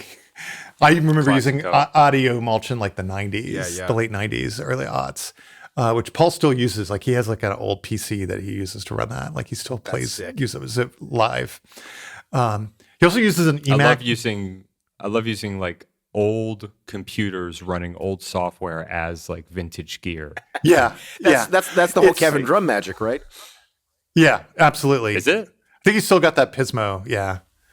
Oh wow. Maybe he he runs. doesn't. I think yes. It's an outdated. It's an outdated Max patch. Is that right, or is it? Yeah. I knew the guy who programmed all those patches for him. Yeah, it can't run on anything else. And I knew Kevin a little bit when I lived in Chicago. And yeah, no, that's what he would run. And this guy I knew like programmed all those for him, and he's just always used the same stuff. Props. Yeah. As an aside, Paul did a show. They have this like Sunday morning like concert series here in Portland at different places. And Paul did a show just playing pieces for Emacs 2. He just brought like the Emacs 2 and just like plugged it into the board. And all the like, there was like this group of like 20 something dudes who were just like, this is the most amazing thing I've ever seen in my entire life. Like, how do you get this? Like, I want this thing. It sounds so incredible. Like, it's so funny, because like Paul's kept all this stuff. Like, he's definitely like someone who is like, he finds something and like sticks with it. I remember my first sampler was an Emacs 2, and it sounds great, but it was a gigantic pain in the ass to use. So I just, as an aside, I thought it was really funny that the youth like just thought this was the most amazing thing ever, and we're like realized it would be impossible to recreate in software. Well, no. Anyway, Gen Z is like now like, hey, did you guys realize like guitars? You can make music with guitars. This is crazy. that's awesome. My tangent's over. They, used to process these brainwaves through audio mulch. That's the droning elements. But I remember going to this exhibit. I took my kid, and we just had a great time. And it was a wonderful set. And I was just like, went up to them afterwards, and I was like, let's record this. I want to put this out. Like, this is great. Did you record it? And they were like, yeah, I think we did. I think Mark recorded it, but let's just do like a studio recording of it. See how that sounds. And I was like, great. Yeah, I get to pretend to be like a recording engineer for this. You get to be the George Martin of this project. Exactly. I was like, put on my executive producer hat, and I was very excited about my opportunity to play act as a engineer. Did you give yourself a producer credit? They did. They gave me executive producer, which I thought I don't feel comfortable with, but I think is funny. So I put on.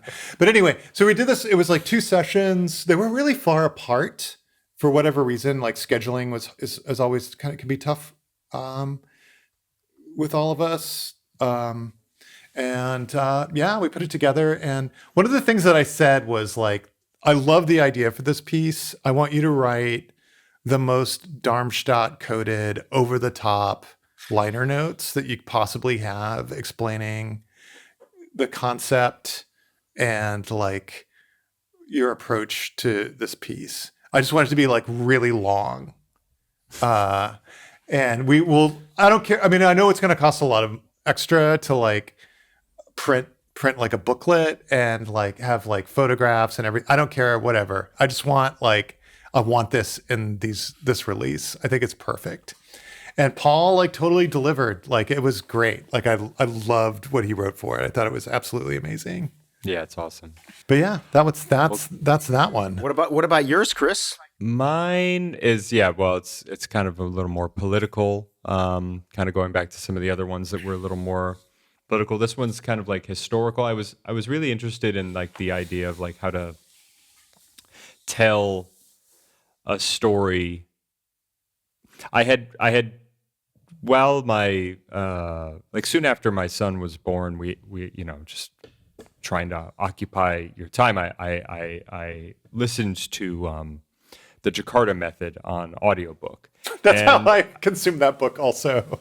Yeah, But exercising, like do that like exercising. That's my I was just exercise going book. on like 3-hour long walks at 7 a.m. trying to get him to sleep on me, and that whole time just consuming the book. And I was really interested in how to like, because I'm such a history nerd and all of that. Like, how can I take this story and like present it in this kind of like in this other way, kind of trying to fuse the like documentarian with the like musician artist. And I quickly realized that it was very hard to do that without it being really kind of like, I don't know, cringy or like just kind of like obvious. So I wanted to go in a more like impressionistic way.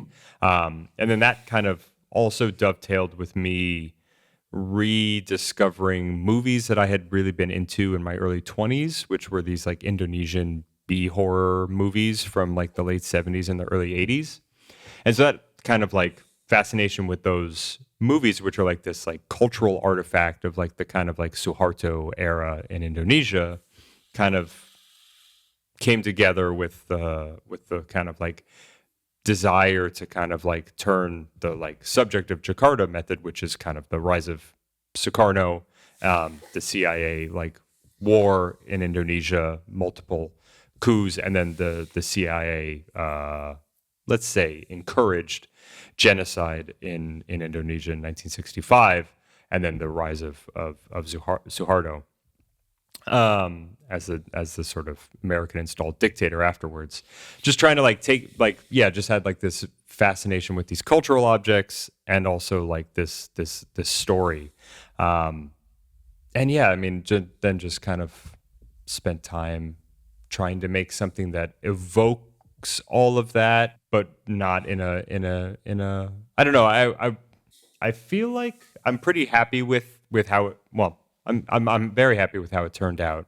Yeah, I love And it. I think I was successful in my own project of like trying to communicate this history in a impressionistic way. And then that's really what it comes down to. As far as like the sounds themselves, it's, my usual like cybernetic kind of bullshit, and then like throwing a lot of these like samples from like just, late nights when like, crying baby in the next room and just like watching Satan's Slave from 1980, and just kind of like running that audio and like recording it and just kind of like fucking with it and seeing what happens. And yeah, that's kind of how it came together. This is a tangent. I'm curious, Chris, if how having a small kid has changed your approach to making music. I found that it changed mine a lot. Interesting. Yeah, If it has I at don't know. all, I mean, maybe it hasn't. I mean, in a way that kind of similar to what you were talking about with piano. I mean, I started playing guitar and piano again just as like a thing to like entertain him and entertain myself, and just kind of like something to do that's like that's something we can do together. I mean, Yeah. he's super young, but still he like enjoys that kind of thing, and it's just easy to do and integrate into to just time with him. I don't think that's really seeped into my like the music I actually make very much, and I mean, I think the only thing that comes to mind is, well, it certainly made me a lot more efficient because there's just kind of you just got to make it and put it out. That's I feel like what happened with me. I was curious if you had that experience also, where I just feel like because you just had so much less time. Yeah. that to work on your own things that like you have to be, but you have a lot of time to like think about it because you're doing all these kind of activities where Other things. yeah, where they don't require really thinking. And I found Yeah. out I would like, going on 3-hour walks at 7 a.m. or whatever, like I could Yeah, totally. just think about. Yeah. And so then I would go and just like do the thing. Like, all right, I have this idea, I'm going to do it. And it's like super efficient. Like I became a Yeah. lot more focused for like the first Yeah, totally. 3 or 4 years of my kid's life. But there's also the thing about, like, I'm inspired by like the weird sounds he makes, the bizarre like language he uses, like all the like ways in which he is a kind of fountain of like total raw, unfiltered. Like he's kind of like a fucking like Benjamin, like he's just like spitting out all this He's crazy- Yeah, wrungling. That's he's his- wrangling. He's He's just wrangling spitting in a out all this- diaper. Yeah, totally. But he's just spitting out all this crazy shit, both like in the terms of the sounds he makes, but also like the juxtapositions he's making that like make sense to him, but like don't make sense to adults. Like ways in which like that helps you kind of like get in touch with the child in Yeah. you. That's really important to like I think engage. And I think when we're engaging in experimental music, it's often dressed up for some reason in these kind of like academic ways and has this quite serious face. But I think a lot of experimental music also tries to harken back to that kind of like childlike sense of wonder and kind of like the pure, like he is down for any noise that he hears. He's interested in any noise that he hears.